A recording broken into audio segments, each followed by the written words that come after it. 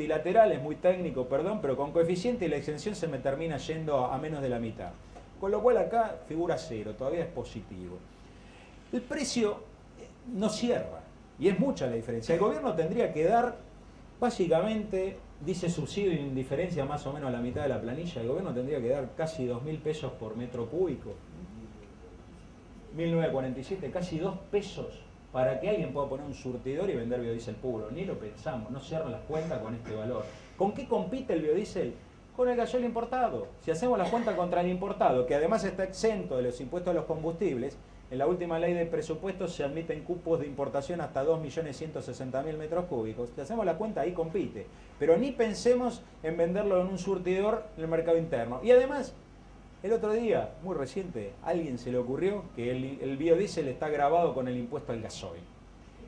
Con lo cual es discutible, era discutible, pero si uno analiza el impuesto al gasoil, dice, ley 26.028, se grabará cualquier combustible que sustituya el gasoil. Parece cierto, pero los impuestos tienen un hecho imponible, uno que es un objeto y un sujeto. Cuando vamos a la misma ley, el sujeto dice que sujeto a este impuesto lo que sea sujeto a impuesto a los combustibles. El impuesto a los combustibles hasta el 2013 no grava el biodiesel, con lo cual se olvidaron de la segunda parte de la ley. El biodiesel no está gravado por impuesto al gasoil, y entonces retiraron lo dicho.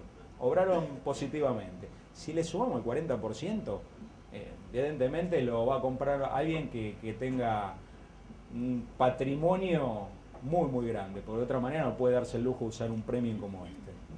Entonces, ¿cómo se va a usar el biodiesel? En corte, no queda otra por una cuestión de precio. Al 5% va a aumentar el gasoil no más del 10 centavos por litro. Parece mucho, con lo cual el gobierno va a dar algún subsidio. Pero pensemos también que si no usamos biodiesel tenemos que tomar gasoil importado. Y el gasoil importado tiene problemas. En realidad por ahí pensamos que lo importamos de Venezuela, pero el físico está llegando de otro país porque el gasoil de Venezuela tiene mucho azufre y los autos de última tecnología lo están sufriendo. Hay compañías como Toyota que no están trayendo los diésel de última generación porque el combustible no es apto.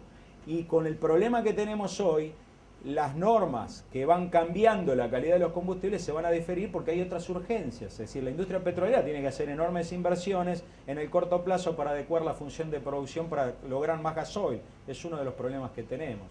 Las destilerías están operando full y cada vez se destila petróleo más pesado que viene de la cuenca del Golfo San Jorge en desmedro de la Neuquina, con lo cual tenemos un problema estructural con el gasoil. Vamos a terminar.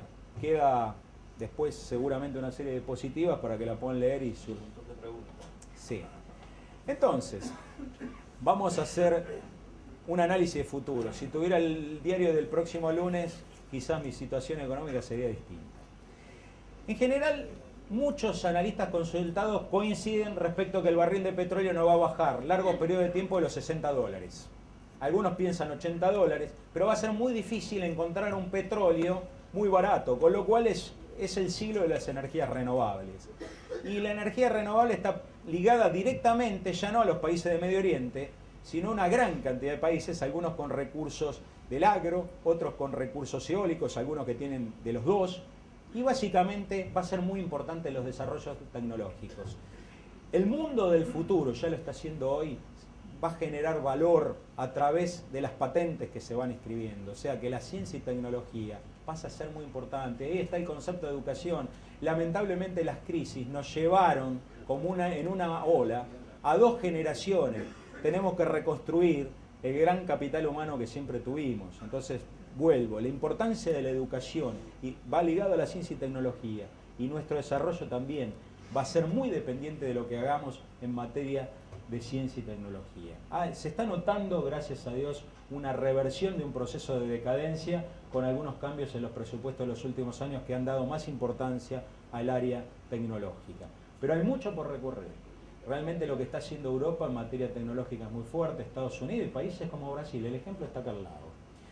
Sin duda el consumo de biocombustible va a crecer, es un mercado que existe y va a ser más importante, con turbulencias, producto que hasta que no se logre la segunda generación con materias primas que no compitan con los alimentos, hay periodos de tiempo donde los márgenes no cierran. Hoy, por ejemplo, en Estados Unidos ha crecido la oferta de etanol por arriba del mandato legal. Hoy se produce en Estados Unidos más etanol que lo que establecía la ley, con lo cual los márgenes se achicaron sensiblemente. Algunos proyectos que se estaban estudiando se pararon porque no cierran las cuentas.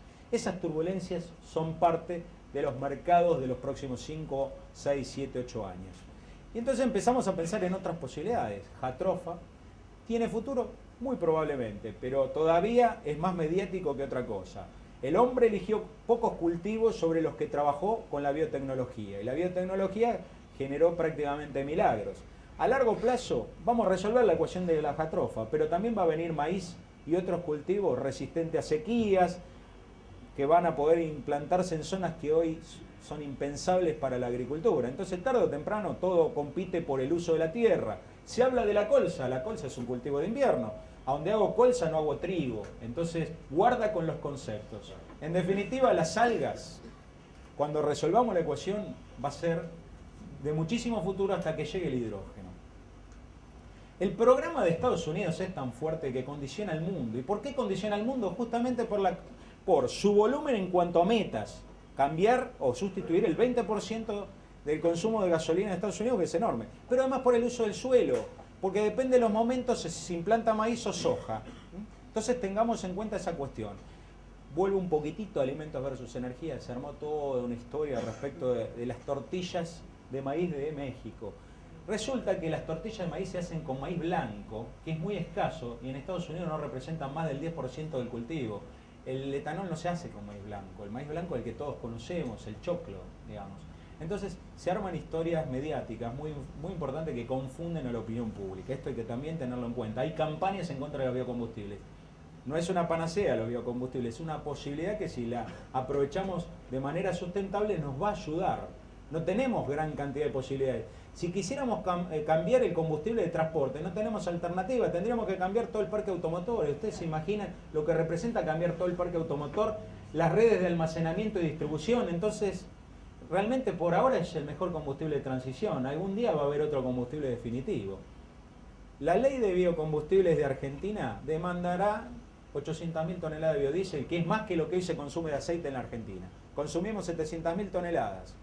Con la nueva ley de biocombustible vamos a consumir más del doble, con lo cual el mercado interno va a ser muy fuerte para las aceiteras que operan en el mercado local, las que están y algunas que van a venir. A nivel de etanol vamos a más que duplicar la producción de hoy, que generalmente proviene